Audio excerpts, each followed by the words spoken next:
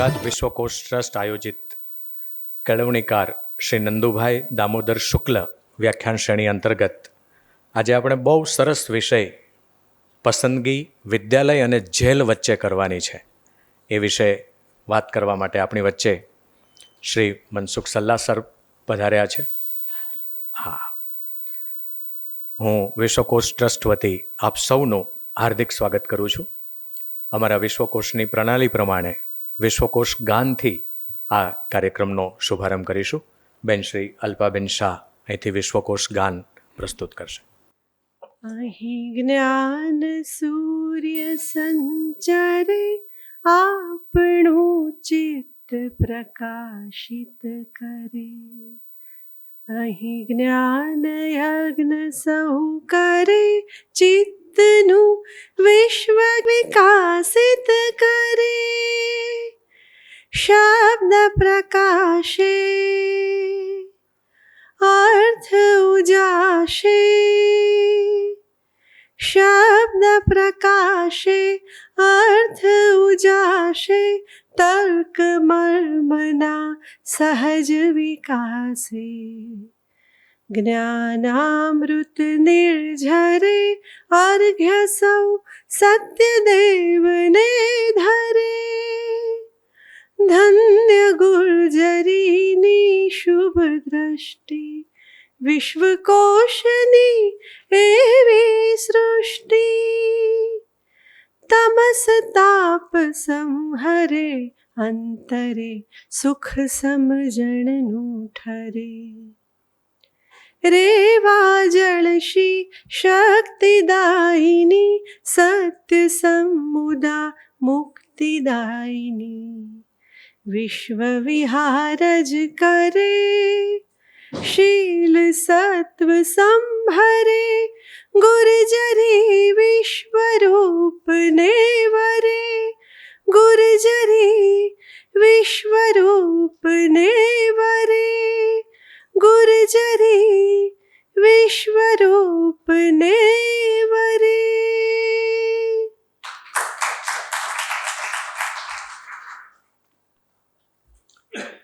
આભાર અલ્પાબેન. અલ્પાબેન કુમારપાળ દેસાઈ સરના જ વિદ્યાર્થીની છે. હાસ્ય સાહિત્યમાં પણ લખે છે. બાળગીતો અને બાળ વાર્તા દર રવિવારે અમારી યુટ્યુબ ચેનલ પરથી આપણી ત્રીજી પેઢી માટે 10:30 વાગે એ પ્રસારિત થતા હોય છે. એમાં એક સરસ નાનકડી બાળ વાર્તા અને એક ગીત એ અલ્પાબેન અને અમારા પ્રીતિબેન ચોકસી એ બંને બહેનો આ સરસ કામ કરી રહી છે. એનો આનંદ પ્રગટ કરીને જે વિશ્વકોશ ભવનમાં આપણે બેઠા છીએ, 1985થી શરૂ થયેલી આ એક શુભ પ્રવૃત્તિ આજે ચોથા દાયકો પૂરો કરવાની તૈયારીમાં છે. 4 દાયકાની મજલ જે સંસ્થાએ કાપી છે. આપ સૌ વિશ્વકોશની એક એક પ્રવૃત્તિથી વાકેફ છો અને આજે કેળવણીકાર શ્રી નંદુભાઈ દામોદર શુક્લ વ્યાખ્યાન શ્રેણી નિમિત્તે આપણે એકત્રિત થયા છીએ. તો હું કુમારપાળ દેસાઈ સરને વિનંતી કરીશ કે આપણને આ શ્રેણી વિશે અને થોડું પ્રાસંગિક ઉદ્બોધન કરે. કુમારપાળ સરને 4 જુલાઈએ અમેરિકા મુકામે જૈના ગ્લોબલ એવોર્ડથી સન્માનિત કરવામાં આવ્યા છે. એ ધન્ય ક્ષણોને આપ સૌ સાથે શેર કરું છું. શ્રી કુમારપાળ દેસાઈ સર. પરમ સ્નેહી શ્રી મનસુખભાઈ, અને આમ તો બધા જ પરમ સ્નેહીઓ મારી સામે દ્રષ્ટિગોચર થાય છે. આજે સવિશેષ આનંદ એ છે કે એક શિક્ષક પરંપરા કદાચ એનો જન્મ અથવા વિશ્વકોશના જન્મ સાથે કોઈ જોડાયેલી હોય તો આ શિક્ષક પરંપરા છે. ધીરુભાઈના બધા વિદ્યાર્થીઓ, એ પછી મારા થોડા મિત્રો અને વિદ્યાર્થીઓ, અને એ રીતે આખી આ સંસ્થાનું જે કંઈ કહેવાય બંધારણ એ ઘડાતું ગયું. અને આજે 40મા વર્ષે વિચાર કરીએ ત્યારે એવું લાગે કે કેટલી બધી વિવિધ પ્રકારની પ્રવૃત્તિ થઈ. વાત તો શરૂ કરી હતી એ કે ગુજરાતને પોતાનો વિશ્વકોશ નથી, એટલે ગુજરાતી ભાષામાં આપણે વિશ્વકોશ તૈયાર કરવો એવી એક ભાવના સાથે આનો પ્રારંભ થયો. અને પછી એની મજલમાં કેટલા લોકો આવ્યા, કેટલા સાથ મળ્યા. એવો એક અમને સુંદર સાથ મળ્યો ડૉક્ટર શિલિન શુક્લનો. પોતે કેન્સર હોસ્પિટલમાં ડાયરેક્ટર, કેન્સરના વિષયના નિષ્ણાત, સંસ્કૃત ભાષા અને ગુજરાતી ભાષા પર પણ એટલું એમનું પ્રભુત્વ. અને એ સમયે એમણે અમે અહીંયા જુદા જુદા અધિકરણો લખવાનું કહ્યું. એક ડૉક્ટર, ખૂબ વ્યસ્ત એવા ડૉક્ટર, અનેક જવાબદારીવાળા ડૉક્ટર, અને એ પોતે અહીંયા આવીને જુદા જુદા અધિકરણો લખે એટલું નહીં, પણ જુદા જુદા ડૉક્ટરો સાથે મુલાકાત લે, એમને કહે કે આ વિષય ઉપર તમે નિષ્ણાત છો, તમે અમને લખી આપો. અને એમણે વિશ્વકોશમાં, હું માનું છું કે લગભગ ભાગ એટલે કે વિશ્વકોશના 26,000 પાનામાં એનો ભાગ એ એમના લખાણોથી ને એમના પરામર્શનથી શોભે છે. શોભે છે એ માટે કે ગુજરાતી ભાષામાં આ રીતે મેડિકલ સાયન્સની વાત લખવી એ મુશ્કેલ હતી, અને એ કામ એમણે કરી આપ્યું. કેન્સર વિશેનું એક પુસ્તક લખ્યું, અને એ પછી અમે એમને કહ્યું કે હવે અમને એક કોષ બનાવી આપો. અમારું કામ તો કોષનું છે, અમારો જન્મ છે એ વિશ્વકોશમાંથી થયેલો છે. અને ત્યારે એમણે મેડિકલ સાયન્સના કોષની વાત કરી. એ સમયે એમની તબિયત ઘણી નાદુરસ્ત હતી, અને એમ છતાં એમને કોષનું કામ ચાલુ રાખ્યું. અને લગભગ એક શબ્દ બાકી હતો, એ સિવાય આખો એમને મેડિકલ સાયન્સનો કોષ, જે મેડિકલ ટર્મિનોલોજી ને સામે ગુજરાતીમાં એની સમજ, એ એમણે અમને આપી. એ સમયે એમના પિતાશ્રી નંદુભાઈ શુક્લ, એ પણ એક નકશી શિક્ષક, એવા વિસ્તારમાં એમને સ્કૂલ શરૂ કરી, રાયખડ વિસ્તારમાં. અને રાયખડ વિસ્તાર એટલે ક્યાંક ખ્રિસ્તી રહે, મુસ્લિમ ભાઈઓ રહે અને હિન્દુ ભાઈઓ રહે. આમ આ ત્રણ સંસ્કૃતિના ત્રિવેણી સંગમ કહીએ તો એ રીતે. પણ ત્યાં એમણે, એ નંદુભાઈ શુક્લએ પોતે શાળા શરૂ કરી, અને ક્યાંય ધર્મનો ભેદ નહીં, અને કદાચ સાચી બિન સાંપ્રદાયિકતા એ સ્કૂલમાં એમણે ઊભી કરી. અમદાવાદમાં કોમી રમખાણ ચાલતા હોય, પણ એ સ્કૂલ એક પણ દિવસ કોમી રમખાણને કારણે બંધ રહી નહોતી. એ પોતે ક્લાસમાં જાય, શિક્ષક કંઈ પણ આચાર્ય હતા. બધાના વિદ્યાર્થીઓના કપડાં, બધા એને નખ વધ્યા હોય તો એને કહે, જરા બરાબર વ્યવસ્થિત ન હોય તો કહે. એમાં એવું બન્યું કે એક વખત એમને ત્યાં એક શિક્ષક તરીકે ભાઈ આવ્યા, એ સ્ટાફરૂમમાં બીડી પીતા હતા. એટલે એમને કહ્યું કે હું આ સ્ટાફરૂમમાં પીવું એમાં તમને શું વાંધો છે? ત્યારે કે ના, સ્ટાફરૂમમાં ન પીવાય. તો કે ના, પણ એમને શું વાંધો છે કે તમને જોઈને મારા બીજા બાળકો આ શીખે, માટે હવે તમે મહેરબાની કરીને બીજી સ્કૂલમાં જાઓ, અહીંયા તમે ચાલી શકો એમ નથી. આ એક મૂલ્યનિષ્ઠ નંદુભાઈ.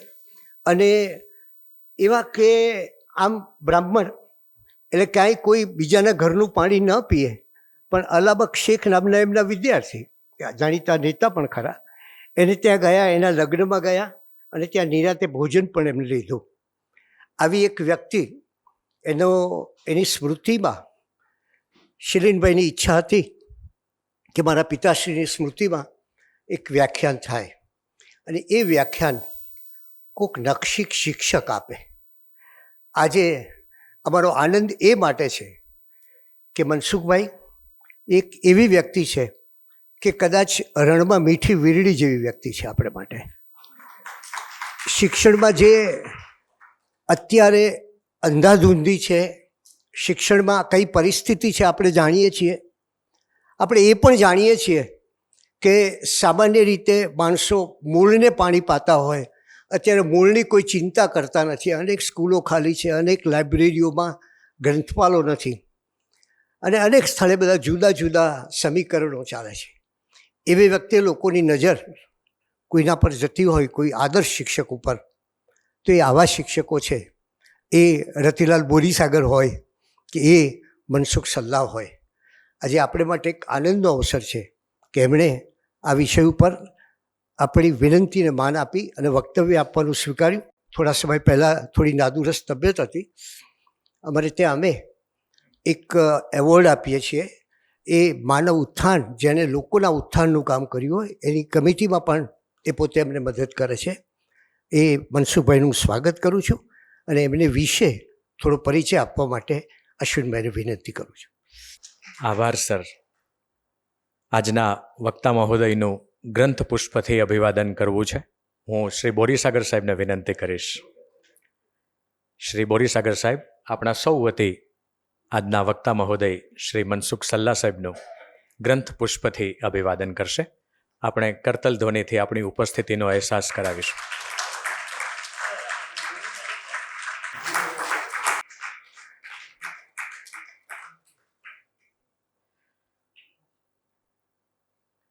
સલ્લા સાહેબ એમનું વ્યાખ્યાન શરૂ કરે એ પહેલાં એમનો પરિચય આપીને મારી વાણીને પવિત્ર કરવાનો પ્રયત્ન કરું છું. માનવતાના કેળવણીકાર અને સમાજ ઉત્કર્ષના સાહિત્યકાર એવા શ્રી મનસુખભાઈ સલ્લા. મનુભાઈ પંચોળી દર્શક કહેતા કે સાહિત્ય અને શિક્ષણ એ સમાજની બે આંખો છે. મનસુખભાઈ એ સમાજની આ બંને આંખોની માવજત કરીને તેને દૃષ્ટિ આપવાનું સફળ કામ કરી રહ્યા છે. 2 નવેમ્બર 1942ના રોજ જન્મ. કુમારપાળ દેસાઈ સર અને મનસુખ સલ્લા સર એ 42ના મોડેલ છે. અહીંયા 38નું મોડેલ પણ બેઠું છે. બોરીસાગર સાહેબ 38માં જન્મ છે. તો આવા બધા વડીલો એ આપણી શોભા છે, આપણું આભૂષણ છે. નેસડી સાવરકુંડલા પાસે આવેલું નેસડી એ એમનું જન્મસ્થાન, અમરેલી જિલ્લાનું. 7 ધોરણ સુધી પોતાના વતનમાં જ અભ્યાસ, પછી BA એમણે લોકભારતી સણોસરાથી કર્યું અને MA ગુજરાત વિદ્યાપીઠમાંથી કર્યું. 1966માં આમલામાં શિક્ષક તરીકે થોડો સમય સેવા આપી. 1967થી 1982 સુધી લોકભારતી સણોસરામાં અધ્યાપક તરીકે અને 1982થી 2003 સુધી લોકભારતીમાં આચાર્ય તરીકે એમણે સંનિષ્ઠ સેવાઓ આપી. તો શિક્ષક, આચાર્ય, ડીન, સાહિત્ય પરિષદના વહીવટી મંત્રી, સેનેટ, સિન્ડિકેટ અને એકેડેમિક કાઉન્સિલના સભ્ય, સાહિત્ય અકાદમી નવી દિલ્હીના ગવર્નિંગ બોડીના સભ્ય તરીકે પણ સલ્લા સાહેબે માનવંતું સ્થાન શોભાવ્યું છે. એમના અનેક વિદ્યાર્થીઓ દેશ અને વિદેશમાં સમાજ નિષ્ઠા સાથે સ્થાયી થયા છે. 2003થી એમણે અમદાવાદમાં નિવાસ કર્યો છે. હાલ ગુજરાત કેળવણી પરિષદના સારથી તરીકે પણ સુંદર કામગીરી કરી રહ્યા છે. એમના 4-5 પુસ્તકોના નામ આપું, આપને વાંચવાના બાકી હોય તો વાંચવા જોઈએ.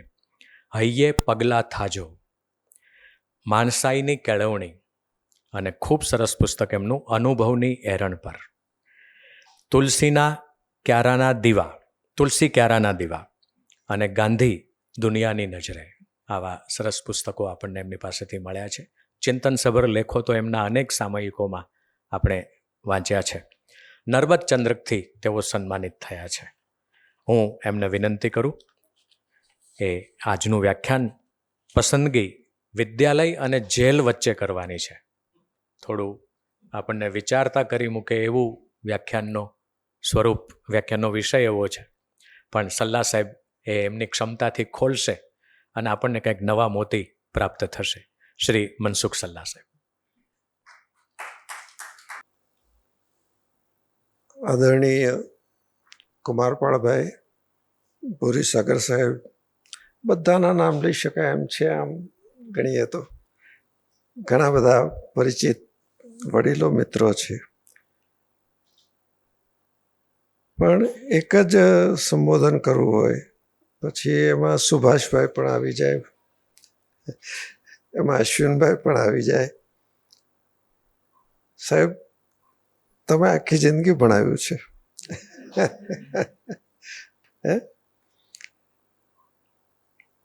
આપણો બધાનો રસ તે કેળવણી છે.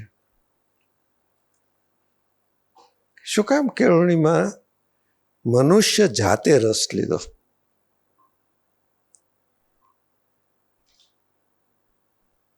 એટલે જે આજનો વિષય છે તે આમ થોડોક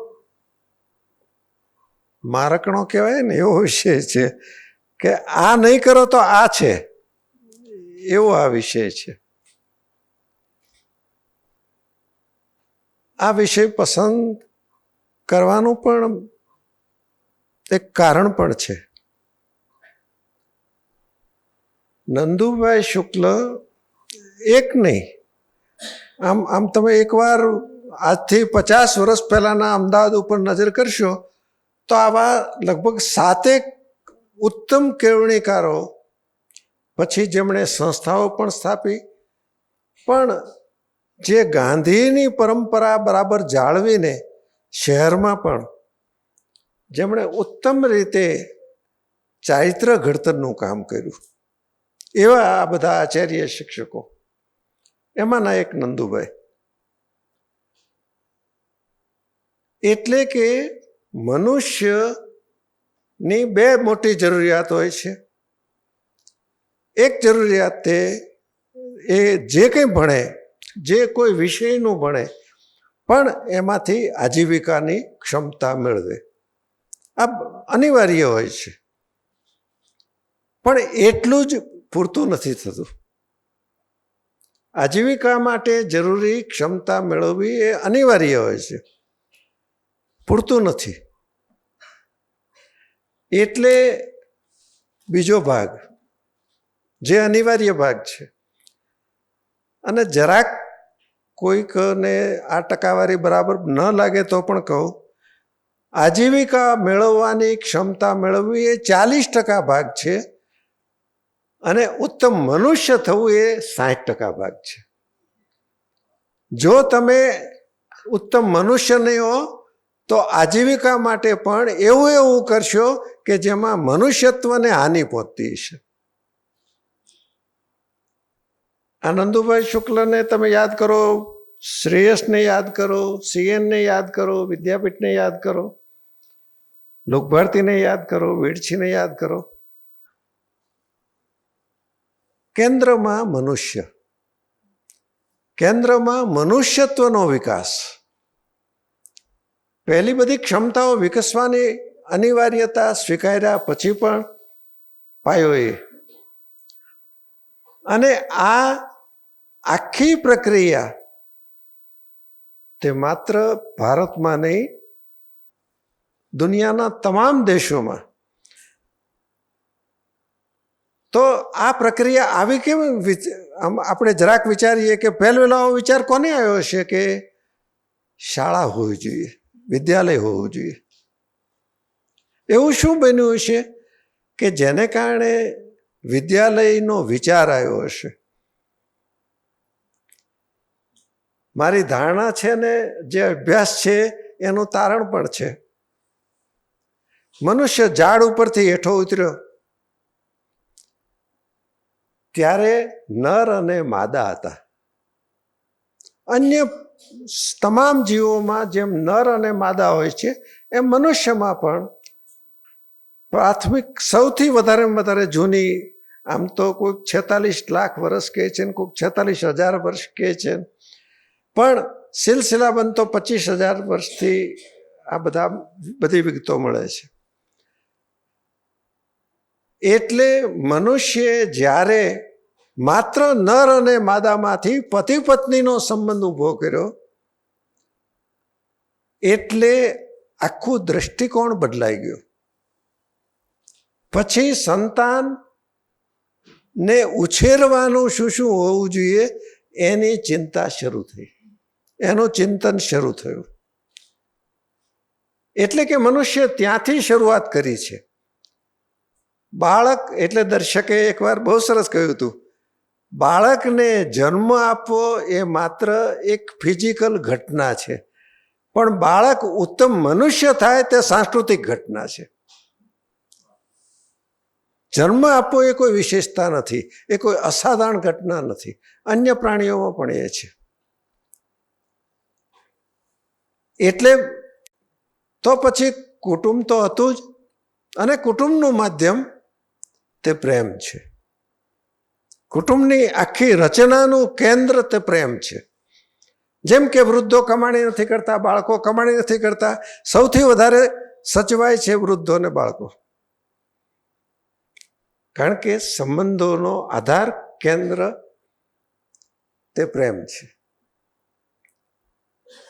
આ પ્રેમ એક દર્શન આપે છે. એ દર્શનને આજની પરિભાષામાં બોલીએ તો ગુણ વિકાસ. ગુણ વિકાસ કરવો એ મનુષ્યને માટે અનિવાર્ય હોય છે. આ ગુણ વિકાસની પ્રક્રિયામાં કુટુંબને એક જગ્યાએ એવો અનુભવ થયો હશે કે આપણે પૂરતા નથી. કારણ કે ગુણ વિકાસના બી રોપવાનું કામ કુટુંબ કરે છે, પણ એની સ્પષ્ટતા અને વ્યાપકતા એ વિદ્યાલય કરે છે. માટે વિદ્યાલય ઊભું થયું. વિદ્યાલયનું સ્વરૂપ એક કાળે ગુરુકુળ હશે, એક કાળે યુરોપ અમેરિકામાં કે બીજે બધે જે સ્વરૂપ હતું તે હશે. એમાં પણ ભરાડી શિક્ષકો પણ હતા. એવું નોંધાયેલું છે કે એક શિક્ષક તો વિદ્યાર્થી ઉપર નિવૃત્ત થયા ત્યારે એણે જાહેર કર્યું હતું કે મેં 1300 લાકડીઓ ભાંગી છે વિદ્યાર્થીઓ ઉપર. હોઈ શકે, નબળા નમૂના પણ હોઈ શકે, પણ ગુણ વિકાસ અને એની સ્પષ્ટતા, એમાં શ્રદ્ધા એ વિદ્યાલયનું મુખ્ય કામ છે. જો એ મુખ્ય કામ હોય તો વિદ્યાલય એટલે મકાનો નહીં, વિદ્યાલય એટલે બેંક બેલેન્સ નહીં, વિદ્યાલય એટલે શિક્ષકોની ડિગ્રી નહીં, વિદ્યાલય એટલે અભ્યાસક્રમો નહીં. આ બધું જ ઉપયોગી છે, બધું જ અનિવાર્ય છે, પણ એટલું હોવું પૂરતું નથી થતું. આ જગ્યાએ મનુષ્ય નવેસર વિચાર કર્યો. માત્ર હું ભારતીય છું માટે પક્ષપાતથી નથી કહેતો, પણ વાંચ્યું છે એટલે પણ કહું છું કે સૌથી વધારે ઊંડાણથી આપ જાણતા હશો, ઉપનિષદનો અર્થ જ એવો છે પાસે બેસવું. એટલે કે વિદ્યાર્થી ગુરુની પાસે બેસે, ગુરુને જુએ, ગુરુ કેમ જીવે છે એ જુએ, અને એના જે પ્રશ્નો જાગે એના જવાબો મેળવે. એ ઉપનિષદ. આ આખી વિચારણા તમે એક વ્યાપક સંદર્ભમાં જુઓ તો તરત સમજાશે કે મનુષ્ય કેટલા પ્રયોગો કર્યા છે. મેં કહ્યું ને કે એક એવો પણ શિક્ષક કે જે નિવૃત્ત થાય ને એમ કહે, પાછો ગૌરવપૂર્વક કહે કે મેં 1300 લાકડી ભાંગી છે. અને કેવા મહાન શિક્ષકો કે જેમણે વિદ્યાર્થીઓને, તું બેટા એક લઈ આવ તો આ સામે વડ છે ને એનો એક ટેટો લઈ આવ. વિદ્યાર્થી ટેટો લાવ્યો તો કે ખોલ, અને એમાંથી નાનું બી, આપણે જોયું છે રાયના દાણા જેવડું ટેટાનું બી હોય છે વડનું, અને એ વડનું આટલું નાનું બી, એમાં ગુરુ આખા વડનો અનુભવ કરાવે. આ જે આખી પ્રક્રિયા, કેટલી સૂક્ષ્મ પ્રક્રિયા સુધી, સૌથી જો શિક્ષક તરીકે જ કહેવું હોય, ગુરુ તરીકે જ કહેવું હોય તો શ્રી કૃષ્ણ બે આમ મરું કે મારું એને માટે તત્પર એવા બે સૈન્યો, 18 અક્ષોહિણીનું કુલ સૈન્ય, અને એની વચ્ચે પ્રશ્ન થાય, પ્રશ્ન જાગે. અને આ ગુરુને જરાય ઉતાવળ નથી. શ્રી કૃષ્ણને નિરાજ જેવી આખી ગીતાનો પારાયણ કરે છે, સમજાવે છે, પ્રશ્નો માટે જરાય અકળાતા નથી. એટલે કે મનુષ્યે કેટલા પ્રયોગો કર્યા, કેવી રીતે પ્રયોગ કરાય, શું કરવું જોઈએ, કેમ? કારણ કે આ આખી સૃષ્ટિમાં લાખો પ્રજાતિઓ છે. એમાં સૂક્ષ્મ બેક્ટેરિયાથી લઈને ડાયનોસોર સુધીના બધા છે. એ બધા કરતાં મનુષ્ય જુદો પડ્યો. પહેલી મોટી ઘટના તો એ બની કે 4 પગમાંથી આગળના 2 પગ એણે ઊંચા લઈ લીધા, એ એના હાથ બન્યા. બાકીના કોઈ પશુ પ્રાણી જીવજંતુમાં આ ઘટના નથી બની, મનુષ્યમાં બની છે. અને એ હાથથી કેટલા પરાક્રમો એણે કર્યા છે એ દુનિયા જાણે છે. પણ એની બહુ એક સૂક્ષ્મ ઘટના પણ બની. આ કરોડરજ્જુ ઊંચી થઈ, હાથ જે પગ હતા તે હાથ બન્યા. એની મોટી ઘટના એ બની કે મનુષ્યના મગજે નવેસર કામ શરૂ કર્યું. આ મનુષ્ય જીવનમાં બનેલી ઘટના છે, અન્ય કોઈ પશુ પ્રાણી જીવજંતુમાં નથી બન્યું. માનો કે આ પૃથ્વી ઉપર 10 લાખ વર્ષથી હાથી છે, તો આજે પણ એવો જ હાથી છે. મનુષ્ય બદલાયો છે. એટલે તમે જોશો કે અન્ય જીવોમાં તાલીમ છે. રક્ષણ કેમ કરવું, આક્રમણ કેમ કરવું, ખોરાક કેમ મેળવવો, એની તાલીમ છે. મનુષ્યમાં જ કેળવણી છે. કેળવણીનો વિચાર માત્ર મનુષ્યમાં થયો છે. અન્ય જગ્યાએ તાલીમ જરૂરી તાલીમ આપે છે. એટલે સંબંધ પણ જેમ કે એક ગાયનું વાછરડું ક્યાં સુધી માતા સાથે જોડાયેલું રહે છે? ઉછેર સુધી છે. અને મનુષ્યમાં જીવનભર સંબંધ રહે છે. આ બંનેનો પાયાનો ફરક છે. એટલે મનુષ્ય અન્ય કોઈ પણ પ્રાણી કરતા, કોઈ પણ જીવ કરતા વિશિષ્ટ બન્યો. આને આપણે અત્યારે એ પણ નોંધાયેલું છે અને વિજ્ઞાનમાં એના વિશે ખૂબ લખાયું છે કે મનુષ્ય ખરેખર ક્યારે આવ્યો, ક્યારે પ્રગતિના જુદા જુદા સ્ટેજ ઉપર એણે શું શું કર્યું, આપણે એમાં નહીં જઈએ. તો પહેલું તો ગૃહસ્થાશ્રમ. ગૃહસ્થાશ્રમમાં બાળકનો ઉછેર. આ ઉછેર વખતે જે સૂક્ષ્મતમ વિચારણા થઈ એ મનુષ્ય જીવનની અદ્ભુત ઘટના છે. જેમ કે આહાર, નિદ્રા, ભય, મૈથુન, આ 4 વૃત્તિઓ તમામને મળેલી છે. એ નાનામાં નાના જીવથી લઈને મનુષ્ય સુધી બધાને મળેલી છે. આ વૃત્તિઓથી પ્રેરાઈને જ તમામ જીવો જીવે છે.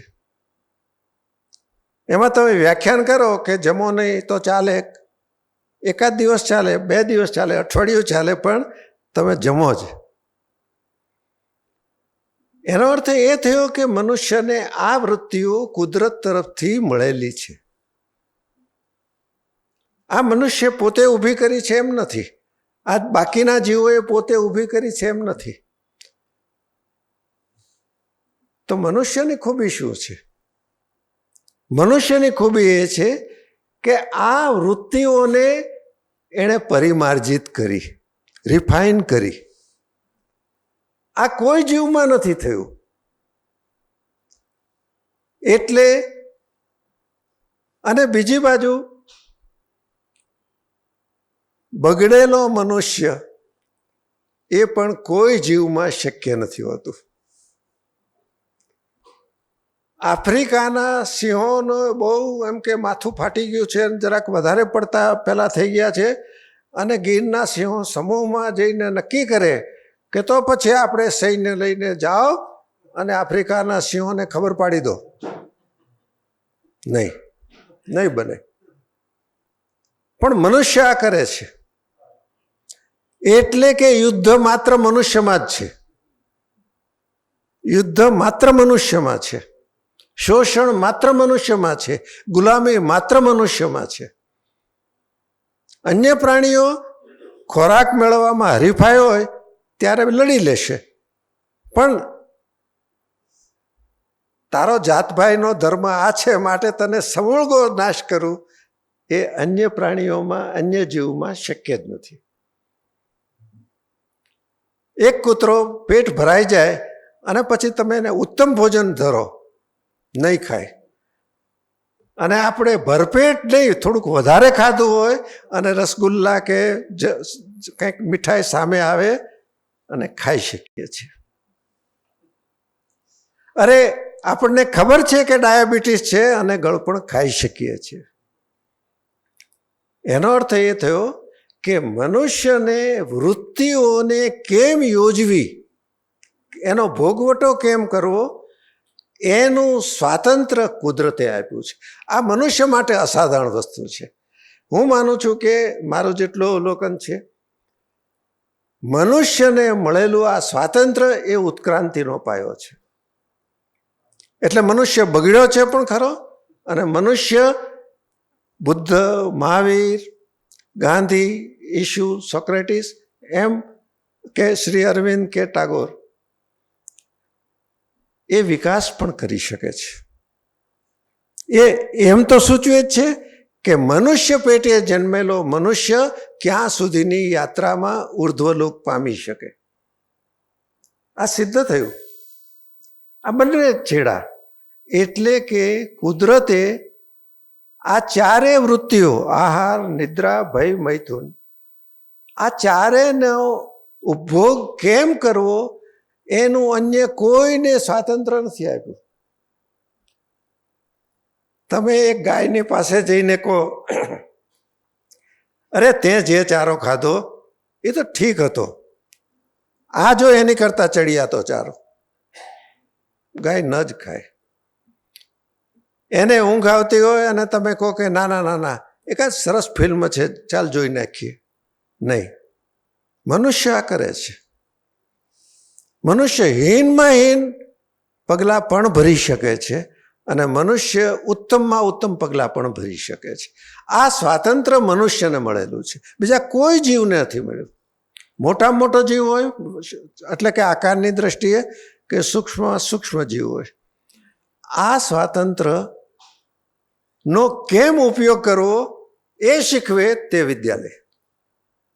વિદ્યાલયનું કામ ખરું આ છે કે તમને આ સ્વાતંત્ર્ય તો મળ્યું, અદ્ભુત સ્વાતંત્ર્ય મળ્યું.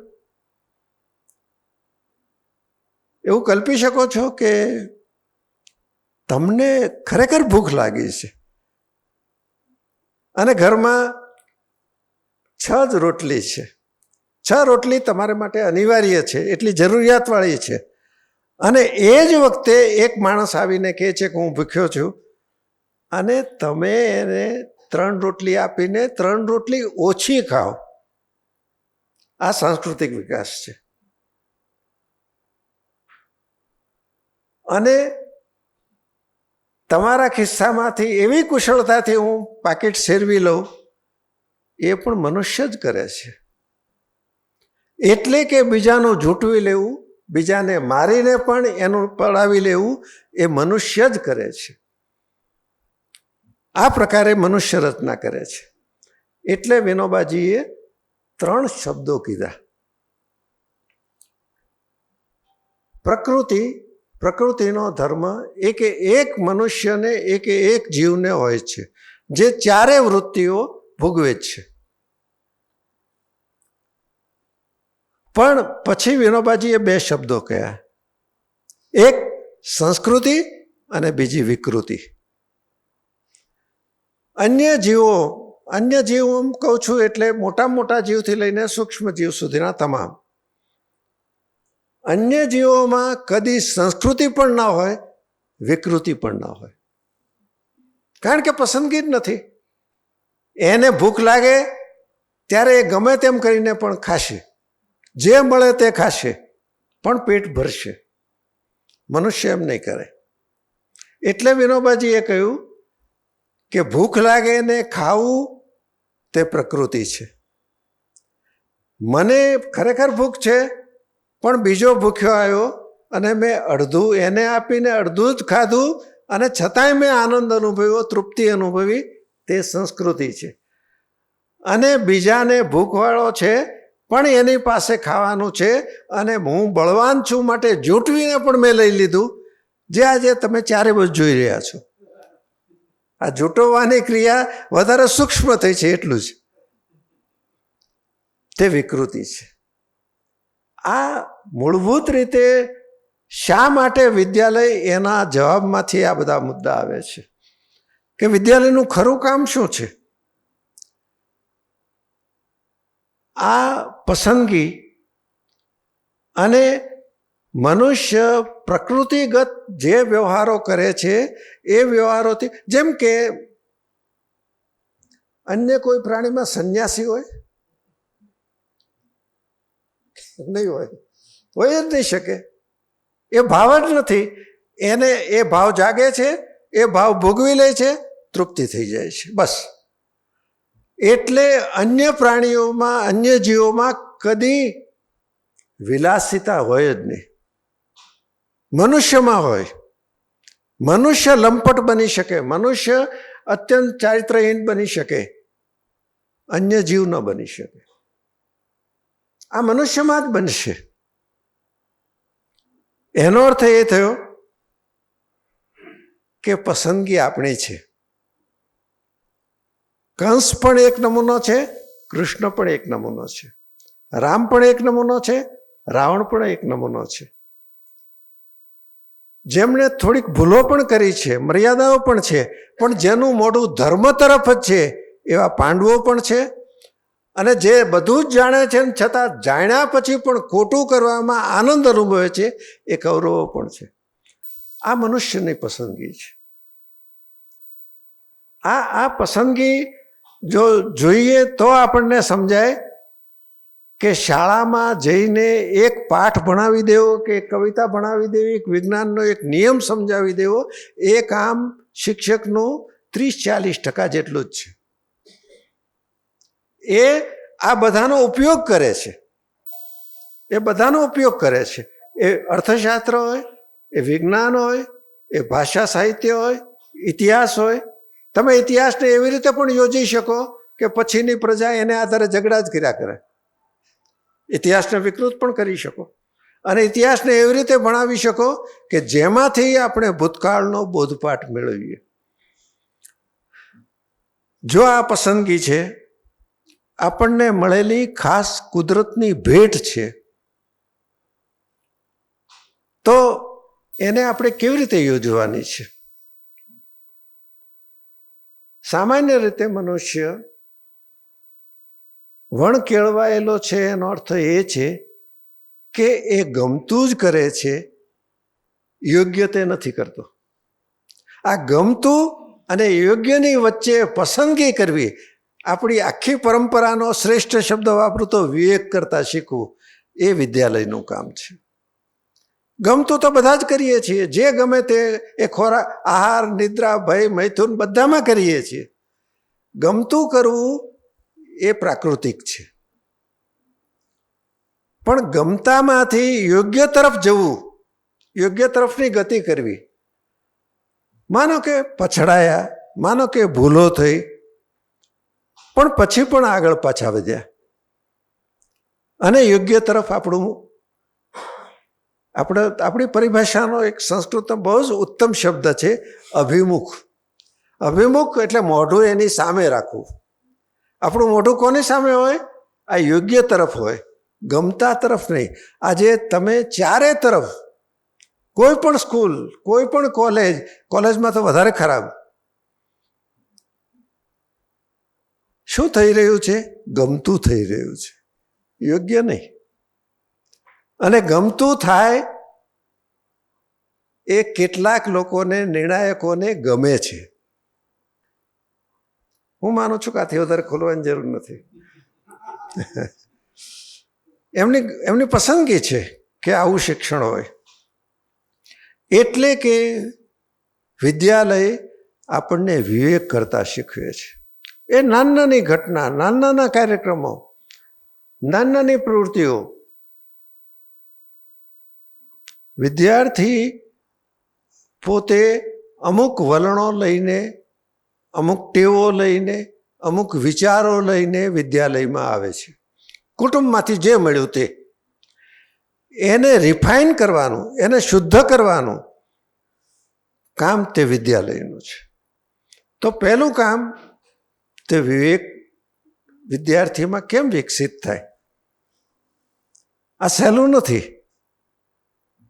36 વર્ષ શિક્ષક રહ્યો છું એટલે હું જાણું છું કે અઘરું છે, અઘરું છે. પણ અઘરું કામ જો શિક્ષક ન કરે તો સમાજનો કયો ભાગ કરવાનો? શિક્ષક જ કરવાનો. નાનાભાઈ ભટ્ટ, મૂળશંકરભાઈ ભટ્ટ, મનુભાઈ પંચોળી, નપ્રબુદ્ધ, સાવ તમે જુઓ તો નાનાભાઈ તો કોઈક મહેમાન આવ્યા ને એક પંચીઓ જેવું પહેરીને બેઠા હોય. નહીં, આપણા ઋષિઓ શું હતા? શું પહેર્યું હતું એણે? આજે આખી ઘટના તમે જુઓ કે દેખાવ, શોભા, પ્રચાર એના ઉપર ચાલી ગઈ. નહીં, જ્યાં તમે આત્મતત્વ તરફ લઈ જાઓ છો, આ ભાષા વિદ્યાર્થી સામે વાપરવાની જરૂર નથી.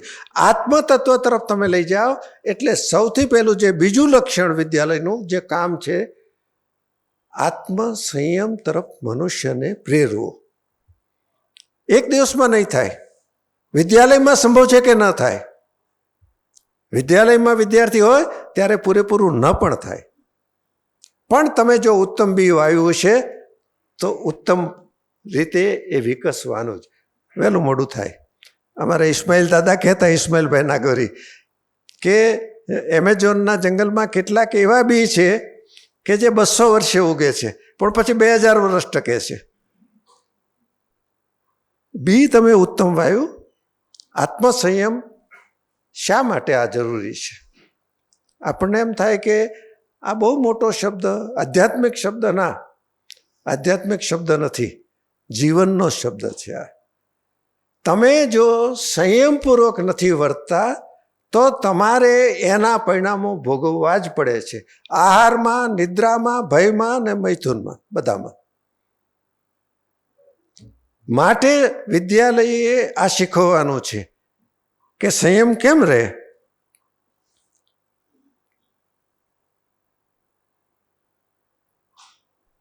આ ઘટના ત્યારે જ બને છે કે શિક્ષકો વાણી કરતાં વ્યવહારથી વધારે શીખવતા હોય.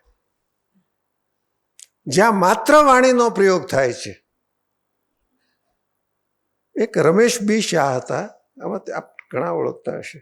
એ મને કહે કે મારો દીકરો અહીંની એક કોમર્સ કોલેજમાં ભણ્યો, તો કે મારો દીકરો એ ગ્રેજ્યુએટ થયો, એક વખત પણ એમણે એના એક પણ અધ્યાપકનો ઉલ્લેખ નથી કર્યો.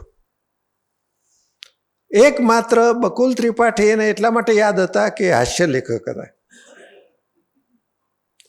વિદ્યાર્થી અને શિક્ષકના આત્મીય સંબંધ વિના આ ઘટના ક્યારે બને જ નહીં.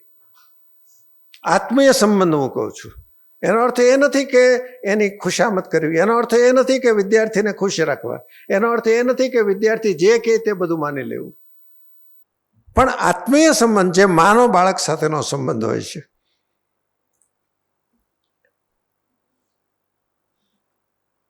હું માત્ર ઉલ્લેખ કરીશ. અંગુલીમાલ 99 ત્યાં સુધીમાં એણે માર્યા હતા, અને પાછો પરાક્રમી એવો કે માણસને મૃત્યુ તો આપે પણ પાછો આંગળી કાપી લે, અને આંગળી કાપીને દોરામાં ભરાવે અને એની માળા પહેરે. એટલું નામ જ એનું અંગુલીમાલ હતું. અને બુદ્ધ, એ વનનું નામ હું અત્યારે ભૂલી ગયો છું, પણ એના લોકોએ કહ્યું કે ત્યાં અંગુલીમાલ રહે છે, તમે ન જતા. અને બુદ્ધ ગયા.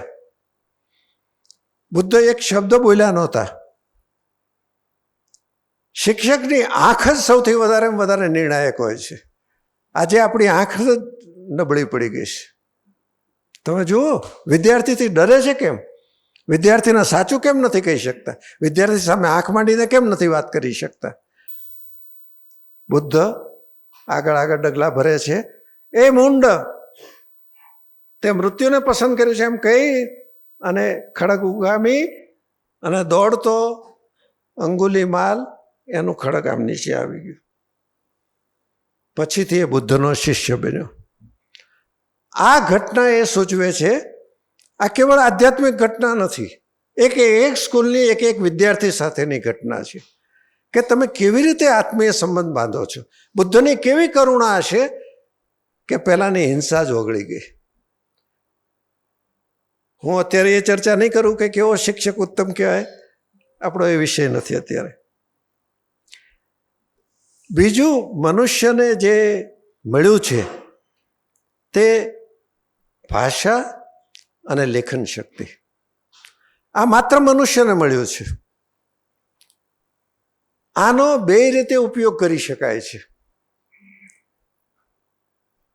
જેમ કે હું આજથી 5000 વર્ષ પહેલાંનું કશુંક વાંચું છું, એ રામાયણ હોય, મહાભારત હોય, ઉપનિષદ હોય, ગીતા હોય, અને હું 5000 વર્ષનું અંતર વળોટી જાઉં છું. આ કેવી મોટી ઘટના છે કે મારા અને જ્યારે પણ એ પુસ્તક લખાયું છે, જ્યારે પણ ગ્રંથ લખાયો, એની વચ્ચે માનો કે 5000 વર્ષ છે. આ 5000 વર્ષનું અંતર હું એક ધડાકે કાપી નાખું છું અને હું ત્યાં સુધી, એના મૂલ્યો સુધી, એના જીવન તત્વો સુધી પહોંચી જાઉં છું. આ ઘટના માત્ર મનુષ્યમાં છે. એટલે આપણે માત્ર હિન્દી કે અંગ્રેજી કે ગુજરાતી કે એવી ભાષા નથી ભણાવતા. ભાષા તો એક એનું માધ્યમ છે. એ દ્વારા, આ જે ભાષા દ્વારા મનુષ્ય જે સિદ્ધ કર્યું, એ ઇતિહાસ રૂપે કર્યું, એ કવિતા રૂપે કર્યું, એ બીજા જીવનના બીજા ગ્રંથો કે બીજા વિભાગો રૂપે કર્યું, એ વારસો હું એકડે એકથી પ્રારંભ નથી કરતો, આપણે કોઈ નથી કરતા. એ આખો વારસો આપણને મળે છે. આ મનુષ્યની ખૂબી છે. આ મનુષ્યની જ ખૂબી છે. કોઈ સિંહે પોતાની આત્મકથા લખી નથી. આ મનુષ્યમાં જ શક્ય છે. ગાંધીજીની આત્મકથા ગાંધીજી નથી, પણ આજે જીવે છે. આ મનુષ્યને જે ભાષા મળી, એટલે કે શિક્ષક એટલું ભણાવી દે કે જો જોડણીના નિયમો આ છે, અલંકાર આને કહેવાય, રૂઢિપ્રયોગ આને કહેવાય, કવિ આમાં આમ કહેવા માગે છે, તો એ ઓછામાં ઓછું શિક્ષક નથી. જો ત્યાં અટકી જાય તો એણે જીવન સુધી પહોંચાડવાનો છે વિદ્યાર્થીને. આમાં આખરે તો ઇતિહાસ, વિજ્ઞાન, ગણિત, સાહિત્ય, આ બધા મનુષ્યને ઓળખવાના પ્રયત્નો છે. મનુષ્ય કેવી રીતે આગળ વધ્યો એ એમાં સચવાયેલું છે. ત્યાં સુધી પહોંચાડવાનો છે વિદ્યાર્થીને. અને મનુષ્યને જે એક બીજું વરદાન મળ્યું છે, આટલું વિકસિત, બીજાને નથી મળ્યું, બીજા અન્ય જીવોને હું નહીં કહું, પણ આટલું વિકસિત સંવેદન તંત્ર માત્ર મનુષ્યને મળ્યું છે. આટલું વિકસિત સંવેદન તંત્ર માત્ર મનુષ્યને મળ્યું છે. મારે અને અમેરિકાને કશો જ સંબંધ નથી. એમાં પણ આ જે વાર્તા છે, એ વાર્તા તો મારા જન્મ પહેલા લખાઈ છે. પણ મને નડતું નથી. અંકલ ટોમ્સ કેબિન હું વાંચું છું. હેરિયટ બીચર સ્ટોની, જેણે લિંકનને ગુલામી નાબૂદી કરવાની પ્રેરણા આપી હતી. આ ચોપડી મને કેમ અસર કરે છે? કારણ કે મનુષ્યમાં કેળવાયેલા હૃદયની ખૂબી છે. માનો કે એક કોઈક અન્ય દેશમાં દુષ્કાળ પડ્યો, તો ભારતની ગાયોને બળદ ભેગા થઈને એવું નક્કી કરે કે અરે બિચારાને દુષ્કાળ છે, ખાવાનું મળતું નથી, અને આપણે કંઈક પહોંચાડો. અને કચ્છમાં ધરતીકંપ થાય, જેમણે કચ્છ જોયું નથી, કોઈને ઓળખતા નથી, એક પણ માણસ મળ્યો નથી, એને ત્યાં આખી દુનિયા મદદ માટે પહોંચે. આ સંવેદનશીલતા. અને તમે જરાક દુનિયા ઉપર એકવાર આજની તારીખમાં પણ નજર નાખી જુઓ, કેટલા યુદ્ધો ચાલે છે. એ પણ મનુષ્ય કરી શકે છે. સંવેદનહીનતા એટલે કે વિદ્યાર્થીની સંવેદનાનો એટલો વિકાસ કરવો કે કોઈને પરાયા ન ગણે, કોઈને એ અન્ય ભાવે ન જુએ, દુશ્મન તો કોઈને ન ગણે. એ સંવેદનાનો વિકાસ મનુષ્યમાં શક્ય છે. આ વિદ્યાલયનું કામ છે. અને એક જેમ કે આ હું કહું છું ત્યારે અન્ય અનેક પ્રાણીઓ મનુષ્ય કરતાં ચડિયાતા છે. જેમ કે આપણે અંધારામાં નથી જોઈ શકતા, બિલાડી જોઈ શકે છે. ચિત્ત તો આપણી કરતાં અનેક ગણું વધારે દોડી શકે છે. હાથીમાં આપણી કરતાં અનેક ગણું બળ છે. કોઈનામાં આ એક વિશેષતા, કોઈનામાં બીજી વિશેષતા. પણ પૃથ્થકરણાત્મક બુદ્ધિ માત્ર મનુષ્યમાં છે. પૃથ્થકરણાત્મક બુદ્ધિ, એનાલિટિકલ. આ જે બુદ્ધિ છે મનુષ્યને મળેલી, એટલે મનુષ્ય માત્ર દુનિયાને જોવે છે એમની જાતને પણ જોઈ શકે છે. આ ખૂબી આ છે.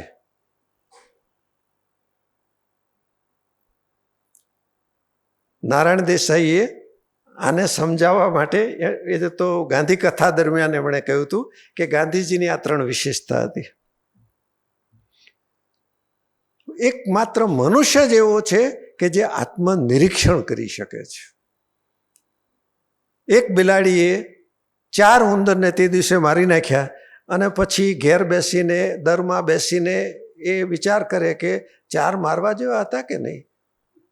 બિલાડીમાં શક્ય નથી. આત્મનિરીક્ષણ કરવાનું માત્ર ને માત્ર મનુષ્ય જ કરે છે, પોતાની ભૂલ વિશે, પોતાની વિશેષતા વિશે, બધા વિશે. આત્મનિરીક્ષણ તો કરે છે, પણ મનુષ્યની બીજી ખૂબી છે, આત્મપરીક્ષણ કરી શકે છે. મેં આ કર્યું તે વ્યાજબી કર્યું કે ખોટું કર્યું. માનો કે વિદ્યાર્થી પરીક્ષા આપી રહ્યો છે, તો ચોરી કરીને પાસ થવાય કે ન થવાય, તો બાજુવાળાની મદદ લેવાય કે ન લેવાય, આ વિચાર મનુષ્ય જ કરે. ખોટું પણ કરે, સાચું પણ કરે. પણ આત્મનિરીક્ષણ, આત્મપરીક્ષણ અને ત્રીજું આત્મપરિવર્તન, આ મનુષ્યની જ ખૂબી છે કે આ એવી સંકલ્પ શક્તિ યોજે છે કે જેથી કરીને પરિવર્તન પોતાનામાં થાય. કેટલા બધા મોટા માણસો પ્રારંભે કેટલા બધા સાધારણ છે, કેટલી બધી મર્યાદાઓ છે. આ મર્યાદાઓને કેમ વળોટીને એ મહાપુરુષ બન્યા અથવા તો અસામાન્ય એવા બન્યા? એનો પાયો અહીંયા છે કે મનુષ્યને આવી પૃથ્થકરણાત્મક બુદ્ધિ મળી છે. આ બુદ્ધિને કારણે મનુષ્ય પોતાની જાતને, પોતાના સમાજને, પોતાના દેશને આગળ વધીને મનુષ્ય જાતને અને આખા જગતને વિશે વિચારી શકે છે. આજના છાપામાં છે કે હિમાલયના જે બરફથી છાયેલા ગ્લેશિયર છે એ 30% જેટલા ઓગળ્યા છે. હજી આપણે તો એમ જ માનીએ છીએ કે આપણા જીવતા કંઈ વાંધો નથી, પછી જે થાય તે. પણ મનુષ્ય આ પણ વિચારી શકે કે તો હું જળનો ઉપયોગ કેવી રીતે કરીશ. હું કાલે જો 4 ડોલથી નાવ છું તો 1 ડોલમાં નાહીશ, અને 3 ડોલ હું મારા ઘરનું કે મારી સોસાયટીનું કે અમદાવાદ મ્યુનિસિપલ કોર્પોરેશનનું પાણી નથી બચાવતો, પૃથ્વીનું પાણી બચાવું છું. હું આખી પૃથ્વીનું પાણી બચાવું છું. આ વિચાર, આ બુદ્ધિ, આવી રીતે પૃથ્થકરણ કરવું એ મનુષ્યને મળેલી વિશેષતા છે. ચોથી વિશેષતા હું માત્ર ઉલ્લેખ કરી દઉં, સૌંદર્યનો અનુભવ પણ મનુષ્ય જ કરી શકે છે. આ મનુષ્યને મળેલી અસાધારણ ભેટ છે. માનો કે વસંત ઋતુ છે અને ગધેડો વનમાંથી પસાર થાય અને ઘડીક ઊભો રહી જાય, વાહ, એ બોલે વાહ, એને અનુભવ જ નથી થતો. સૌંદર્યનો અનુભવ એ મનુષ્યની અંદર રૂપાંતર માટેની અનેક પ્રક્રિયાઓ કરી શકે છે. એ વાર્તા હોય, એ કવિતા હોય, એ ચિત્ર હોય, એ શિલ્પ હોય. થિયોસોફિકલ સોસાયટીનું કેન્દ્ર મદ્રાસમાં છે. આ હોલ કરતાં લગભગ ડબલ મોટો પ્રવેશખંડ છે એનો, અને એની વચ્ચે એક શિલ્પ છે આરસપાણનું. એક નાની બહુ સુંદર એવી છોકરી, કંઈક 7 વર્ષની હશે એવડી ઉંમરની, અને એક હૃષ્ટપુષ્ટ એવો એનો ભાઈ છે, એણે તેડેલો છે. એને કારણે છોકરીનું આમ તેડે એટલે વાંકી વળે એટલે ફ્રોક સાઈડ નમી ગયું. આ શિલ્પ છે. છોકરીની આંખ એ શિલ્પ જ છે, પણ તમે જોઈ શકો કે પરમ તૃપ્તિવાળી આંખ છે. નીચે શું લખ્યું છે? આ તો મારો ભાઈ છે, એનો ભાર કેવો. આખું જગત જો આમ વિચારે તો પ્રશ્ન જ ન રહે.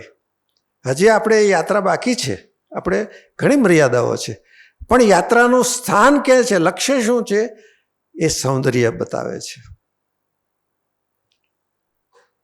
રામ સદેહ નથી, રાવણ સદેહ નથી, પણ રામ અને રાવણ મને વારંવાર યાદ આપે છે કે શું હોવું તે મનુષ્યત્વ છે.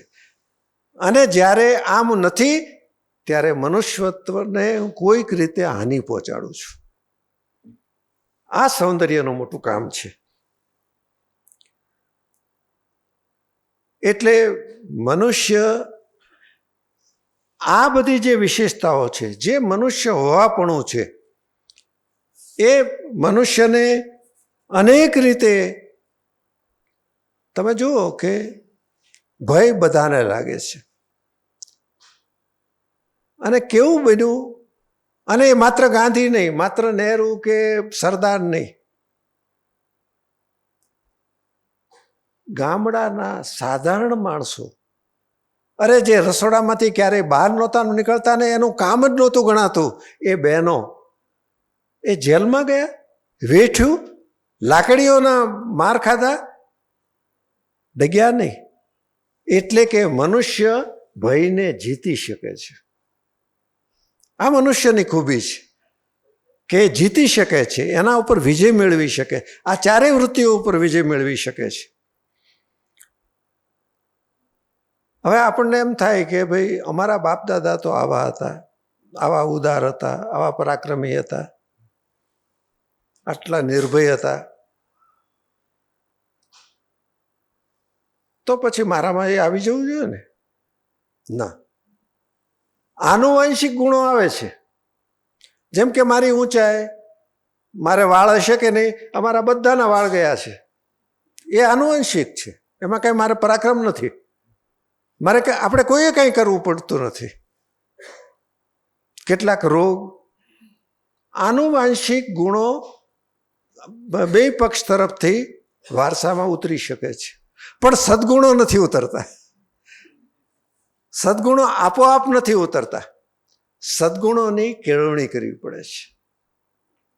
સદગુણો એક પેઢીએ કાળજીપૂર્વક અને આયોજનપૂર્વક બીજી પેઢીને આપવા પડે છે, જે કુટુંબ નથી કરી શકતું કાયમ. કુટુંબ સદગુણો આપે છે, પણ આયોજનપૂર્વક અને કાળજીપૂર્વક, આ બે શબ્દો મહત્વના છે. વિદ્યાલય એટલે એમાં બધું જ આયોજનવાળું હોય. આમ શિક્ષકને વિચાર આવ્યો ને આચાર્યને વિચાર આવ્યો ને ઘડી કામ કર્યું ઘડી કામ કર્યું એમ ન હોય, આયોજન જ હોય. કારણ કે એની પાસે યાત્રાનો નકશો હોય છે કે અહીંથી અહીંયા પહોંચવાનું છે, એટલે આયોજન. અને બીજું કાળજી. કાળજીની પાછળ હંમેશા પ્રેમ હોય છે. મા બાળકની કાળજી રાખે છે કારણ કે પ્રેમ છે. પતિ પત્ની પરસ્પર એકબીજાની કાળજી રાખે છે માટે પ્રેમ છે. બધે જ તમે જોશો વિદ્યાલયમાં આયોજનપૂર્વક અને કાળજીપૂર્વક તમામ ઘટનાઓ થવી જોઈએ.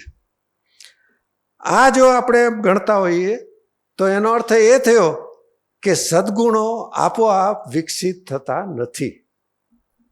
સદગુણો કાળજીપૂર્વક એક પેઢીએ બીજી પેઢીને આપવા પડે છે.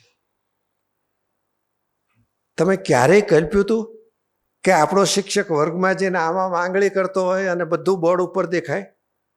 મેં તો ક્યારેય કલ્પ્યું નહોતું. આ 10 વર્ષમાં જ આવ્યું. આવા સ્માર્ટ સ્કૂલો ને સ્માર્ટ ક્લાસરૂમ ને બધું જ આવી ગયું. હવે તો શહેરોમાં હરીફાઈ ચાલે છે કે કેવું ભવ્ય મકાન હોય. જેટલું જરૂરી હોય એટલું ભલે હોય, પણ તમે આ ભૂલીને ન કરી શકો. એની પૂરતી સ્માર્ટ ક્લાસ કે ભવ્ય મકાન કે ભવ્ય આયોજન નથી. આ અનિવાર્ય છે કે તમે આ સદગુણો એક પેઢી બીજી પેઢીને આપે.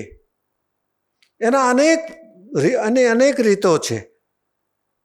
એની મુશ્કેલીઓ છે એ પણ સમજવી જોઈએ કે સીધો ઉપદેશ નહીં, ઉપદેશથી બહુ જ ઓછું કામ થાય છે. એટલે હવે જે મારો વિષય છે, અત્યાર સુધી મેં ભૂમિકા આપી એક રીતે કહું તો, પણ આ બહુ જરૂરી છે કે વિદ્યાલયનું કામ શું છે એ જો સ્પષ્ટ ન થઈએ તો આપણે એમ થાય કે કેટલા સરસ વિદ્યાલયો હવે થઈ ગયા છે. અને મોટાભાગના મા બાપ આવી રીતે જ પસંદ કરે છે ને, કે ત્યાં સ્માર્ટ ક્લાસ છે, ત્યાં ફલાણું છે, પીએચડી થયેલા શિક્ષકો છે, આટલું છે, એનું બીજું બધું સરસ છે. એનાથી આપણે રાજી ન થઈ જઈએ. જો એનાથી રાજી ન થવું હોય તો પહેલું આપણે એમ ક્યારેય નહીં કહી શકીએ કે વિદ્યાલય બધું જ કરી દેશે. વિદ્યાલય જે ઇન્ફોર્મેટિવ છે એ કરી શકશે, પણ સદગુણ વિકાસના બધા જ કામ વિદ્યાલય નહીં કરી શકે. એનો પાયો, એનું બીજારોપણ તે કુટુંબમાં જ થશે. એટલે કુટુંબ ઉપેક્ષા સેવે, અથવા તો અમે બાળકની હજી તો 3જા ધોરણમાં આવ્યો તો 1 લાખ રૂપિયા ફી ભરીએ છીએ, એ તમારા બાળકને અમુક વસ્તુ શીખવાડી દેશે, અમુક પ્રક્રિયા શીખવાડી દેશે, સારો માણસ જ બનાવશે એની ખાતરી નથી. એનો અર્થ શું થાય? હવે આપણે જેના હું ઉલ્લેખ કરવાનો છું એ બધા 2300 વર્ષ પહેલાના છે. એટલે કે આ આજની સમસ્યા નથી. મનુષ્ય જાતે વારંવાર આ તપાસ્યા કર્યું છે કે શું આમાંથી નવેસર કરીએ, શું સારું પરિણામ આવી શકે, કઈ પદ્ધતિ. એરિસ્ટોટલ નામનો દુનિયાનો બહુ જ મોટો, એમ કહેવાય છે કે એટલો એ વિદ્વાન મોટો હતો કે ઘોડાના કેટલા દાંત હોય ને એ મોટું ઉગાડો તો દેખાય જ ને, દાંત તો આમ ગણી શકો, પણ બધા લાઇબ્રેરીમાં જઈને એરિસ્ટોટલનો ગ્રંથ તપાસતા કે કેટલા એને કહ્યા, અને એરિસ્ટોટલે કહેલા દાંત બરાબર. આટલો મોટો વિદ્વાન, એણે પોતાના ગુરુ પ્લેટોની ભૂલ કાઢેલી. કારણ કે પ્લેટો એમ કહેલું કે આ ઘરમાં ઉછરે ને બાળકો એટલે એની વૃત્તિઓ સાંકડી થઈ જાય છે. આ મારા બાપ ને આ મારા ભાઈ ને આ મારી બહેન, એમાં જ બંધાઈ જાય. એટલે છોકરો જન્મે ને એટલે તરત બાળગૃહમાં મોકલી દેવાનો, એને ખબર જ ન પડી છે કે મારા મા બાપ કોણ. એરિસ્ટોટલે કહ્યું કે મારા ગુરુ તો બહુ જ મોટા છે, મોટા વિદ્વાન છે, પણ આ વાત બરાબર નથી. અને એણે કહ્યું કુટુંબ એ સદગુણોનું ધરુવાળિયું છે. કેમ સદગુણોનું ધરુવાળિયું કહ્યું? સીડ બેડ મૂળ શબ્દ વાપર્યો છે. Family is seed bed of all virtues. ધરુવાળિયામાં એક ચોક્કસ નાની જગ્યામાં બધી સંભાળ સાથે ઉછેરવામાં આવે છે છોડને, પછી એને ખેતરમાં વાવવામાં આવે છે. એ ધરુવાળિયું.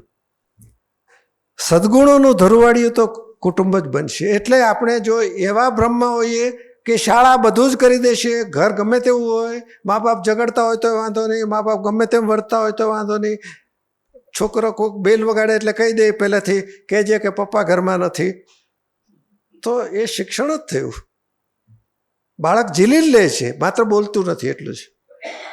એટલે એનો અર્થ એ થયો કે કુટુંબ પણ અનિવાર્યપણે સદગુણ વિકાસની જે બીજારોપણની પ્રક્રિયા છે એમાં મદદ કરે છે. પણ પછી આગળ વધીને વિદ્યાલય કામ કરે છે. એ વખતે 2300 વર્ષ પહેલા, અને જે સોક્રેટિસનો શિષ્ય છે, પરમ શિષ્ય, સોક્રેટિસના મૃત્યુ વખતે પણ પ્લેટો હાજર હતો, અને એણે સંવાદો, છેલ્લા જે સંવાદો છે એ પણ લખેલા છે. ગોજીજ નામનો એક મોટો ગઈ સદીનો ઇતિહાસકાર, એણે એવું કહ્યું છે, આખું યુરોપિયન ચિંતન એ પ્લેટોની ટીકા ટિપ્પણી માત્ર છે. એટલો મૌલિક છે પેલો પ્લેટો. એણે એક પાયાની વાત કરી, કેવું મનુષ્ય જીવન હોય, આદર્શ રાજા ને એ બધી વાતો અંદર આવે છે. એમાંથી એણે આ વિચાર આપ્યો કે તમે જ્યારે ઉત્તમ શાળા સ્થાપો છો, વિદ્યાલય સ્થાપો છો, ઉત્તમ રીતે વિદ્યાલય ચલાવો છો, ત્યારે કઈ ઘટના બને છે? મનુષ્ય ન્યાયી થાય છે. પહેલું શું કહ્યું? જ્યારે ઉત્તમ વિદ્યાલય હોય છે, આ નંદુભાઈને બધાને યાદ શું કામ કરીએ છીએ? કારણ કે આવા આચાર્યો હતા, આવી રચના એમણે કરી. તો પહેલું પરિણામ મનુષ્ય ન્યાયી બને છે. અને બીજું, મનુષ્ય ડાપણવાળો બને છે. અંગ્રેજી એનું સહેલું પડશે, વિઝડમ. આ બે પાયાના ગુણો છે કે જે મનુષ્યના અન્ય મનુષ્ય સાથેના સંબંધોને વ્યાજબી અને સંવાદી બનાવે. એટલે પ્લેટોએ કહ્યું કે તમે જો આ નથી કરી શકતા તો આનું પરિણામ જેલ રૂપે આવે છે. જેલ એટલે શું? જેમ કે તમે તપાસ કરો, અન્ય કોઈ પણ જીવ જંતુ પ્રાણીમાં જેલ છે?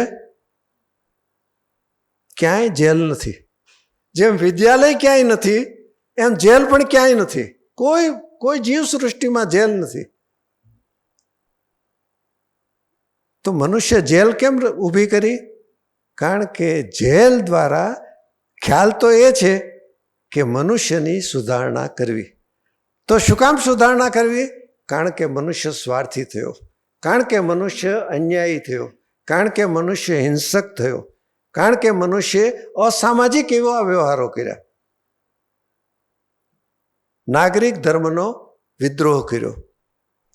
આ બધાને કારણે જેલની રચના છે.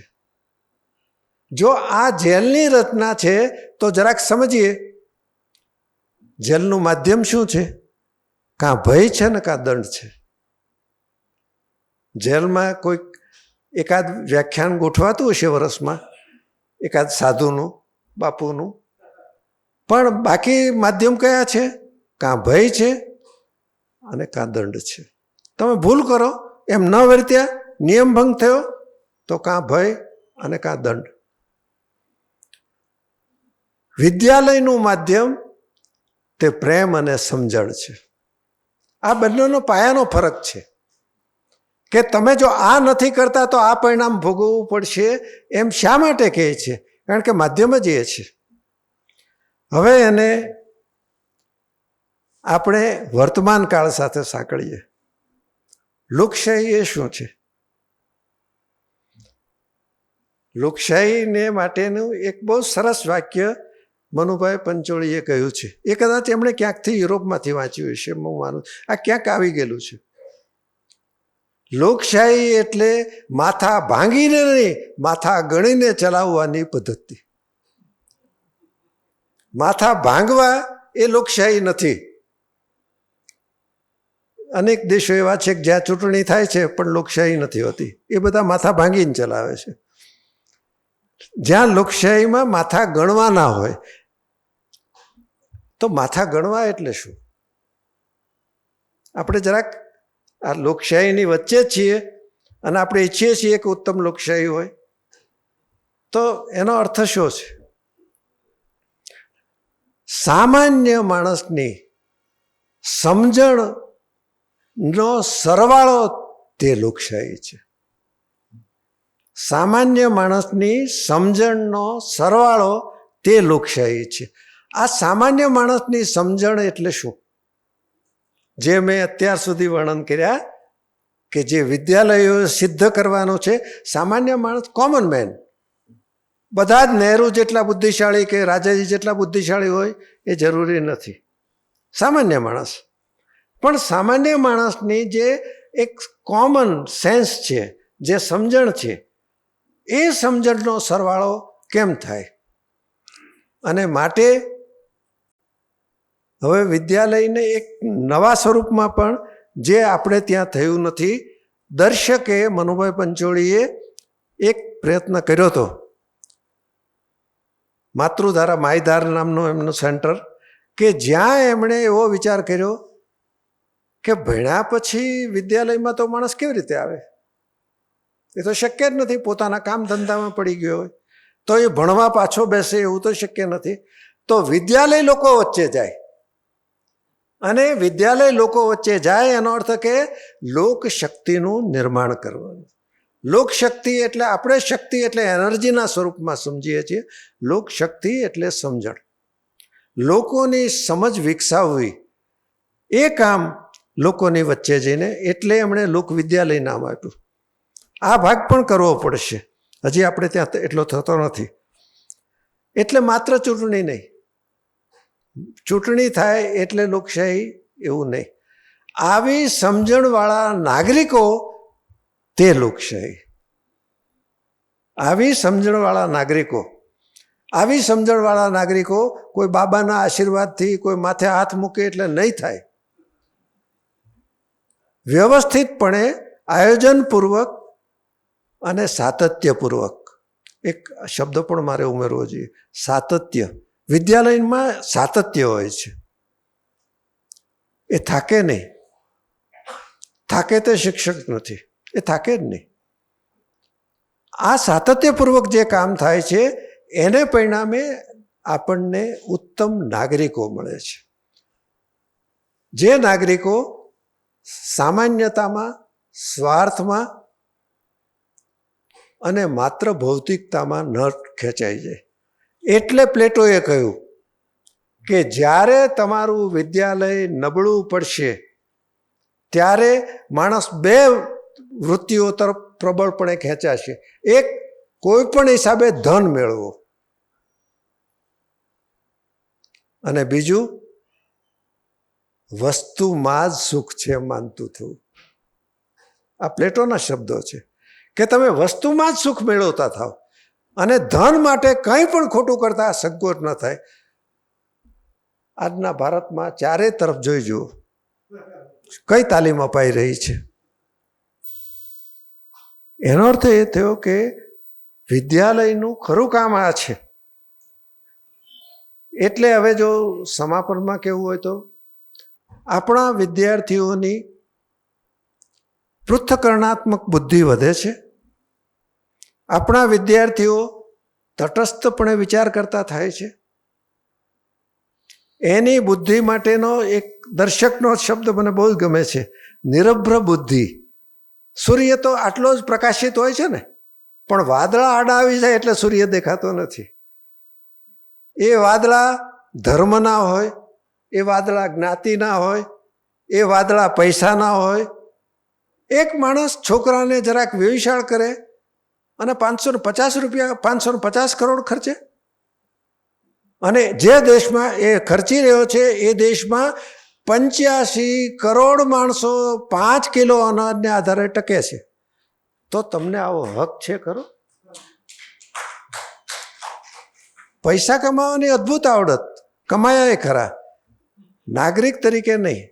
એને માંડ 5 પોઈન્ટ મળે. એનો અર્થ એ થયો કે તટસ્થપણે તપાસતા થાય. આવી સંવેદનશીલતા વિકસે. એ સંવેદનશીલતા વિકસાવવી આજે બહુ જ જરૂરી છે. આજે એ વ્યાપક પ્રમાણમાં દેખાય છે કે મને જો સ્વાર્થ ન હોય તો મારે તમને હાથ ઊંચો કરવાની કે હસવાની જરૂર નથી. એટલી હદે સ્વાર્થ. એમાંથી મનુષ્ય બહાર નીકળવો જોઈએ. અને કાયદાનું સ્વૈચ્છિક પાલન. કાયદા તો હશે જ, નબળા હોય, ભૂલ ભરેલા હોય તો સુધરતા જાય, પણ કાયદા તો હશે જ. તો કાયદાનું સ્વૈચ્છિક પાલન કરે છે. જો એ કરતા હોય, આવી ગુણવત્તા વિકસતી હોય,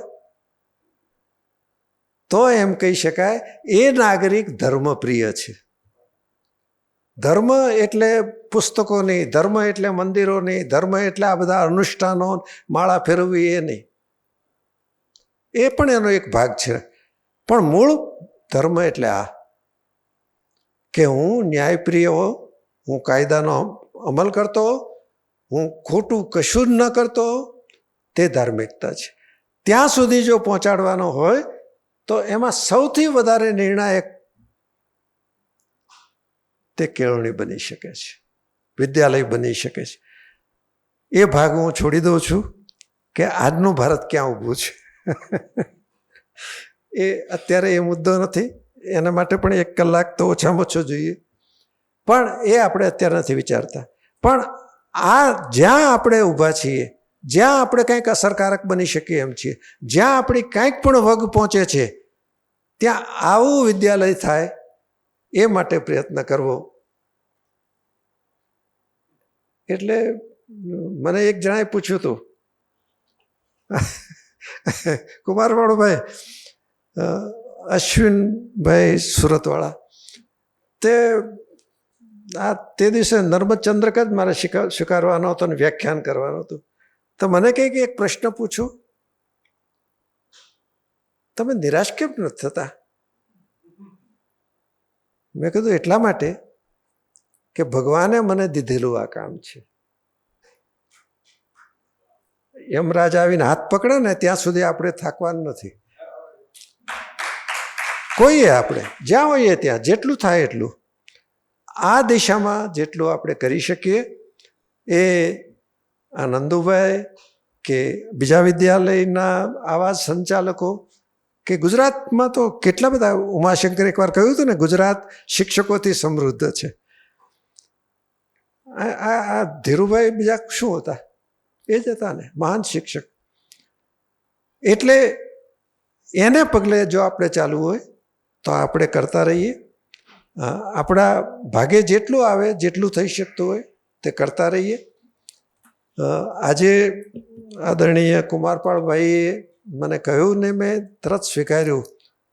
હમણાં હું જરાક તબિયતથી થોડોક ગડબડ થઈ ગઈ હતી ને પાછો પડી ગયો હતો, પણ કુમારપાળભાઈ આજે પાછો બોલ્યો ને, અને 1 કલાક ઊભો રહીને બોલ્યો. વર્ટિગોની તકલીફ હોય ત્યારે આમ ઊભા નથી રહેવાતું, પણ હું બરાબર ઊભો રહ્યો. એનું કારણ તમે આપેલી તક છે. આપ સૌનો, વિશ્વકોશનો, આ એક વિશ્વકોશ પૂરતું એક વાક્ય કહું. મને ખરેખર આવો એક પ્રશ્ન થયો. એ એન્સાયક્લોપીડિયાનો માત્ર ગુજરાતી નથી, પણ એવો એક કોશ કે જેમાં બધું જ ભેગું થયા કરે અને જે સતત તમને વિશ્વ તરફ દર્શન કરવા માટે પ્રેરે. એ કામ અહીંયા થઈ રહ્યું છે. આ કેટલી મોટી ઘટના છે.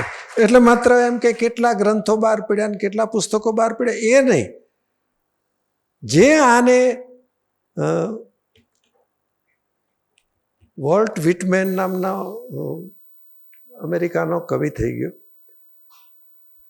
એણે પોતાની કવિતાના પુસ્તક માટે એમ કહ્યું છે, જે આને સ્પર્શે છે ને તે માણસને સ્પર્શે છે. વિશ્વકોશ આ કરી રહ્યું છે, એટલે મને બહુ જ આદર છે. આપ સૌનો ખૂબ ખૂબ આભાર. આભાર સર. છેલ્લે વિશ્વકોશને આપે જે રીતે પોંખ્યો એ અમારી ધન્યતા છે. શીતાંશુ યશસ્ચંદ્રનું જટાયુ નામનું ખંડકાવ્ય છે. એમાં સમગ્ર પ્રાણી માત્રની ગતિ એણે એક જ પંક્તિમાં મૂકી છે. ફરે, ચરે, રતિ કરે, ગર્ભને ધરે, અવતરે ને મરે. આ સમગ્ર જીવસૃષ્ટિનો ક્રમ છે. પણ મનુષ્ય સામાજિક પ્રાણી છે. એક માતા 100 શિક્ષકની ગરજ સારે છે, એ સમાજશાસ્ત્ર કહે છે બોરીસાગર સાહેબ. પણ કેળવણીકારોનું શાસ્ત્ર એવું કહે છે કે એક શિક્ષક 100 માતાની ગરજ સારે છે. એટલે જ્યાં સાચી કેળવણી મળતી હોય એવી સંસ્થાઓ એ ઉત્તમ ભારતીયનું નિર્માણ કરે છે, ઉત્તમ નાગરિકનું નિર્માણ કરે છે. અને પસંદગી વિદ્યાલય અને જેલ વચ્ચે કરવાની છે. તો જેલ શું છે, વિદ્યાલય શું છે, એ સાહેબે આપણને બહુ વિગતે દીર્ઘસૂત્રી રીતે આખું ખોલીને આપણને પણ ચિંતા અને ચિંતન તરફ પ્રેર્યા. બોરીસાગર સાહેબ જેવા વડીલ આપણી વચ્ચે હોય, ભગવાનદાસભાઈ બેઠા હોય અને આપ સૌની ઉપસ્થિતિ હોય અને આવી સરસ ચર્ચા થતી હોય તો વિશ્વકોશ આવી બધી પ્રવૃત્તિથી ધન્ય થતું હોય છે. આપ સૌની ઉપસ્થિતિને ફરી આભારની લાગણી સાથે વર્ણવું છું અને આપ અમારા નાનકડા આમંત્રણને, ડિજિટલ આમંત્રણને માન આપીને વરસાદ જેવી પરિસ્થિતિ હોય તો પણ પધારો છો, એટલે ખૂબ આનંદ થાય છે. આપ સૌનો પુનઃ આભાર માનીને, મનસુખભાઈનો વિશેષ આભાર માનીને આપણે છૂટા પડીશું.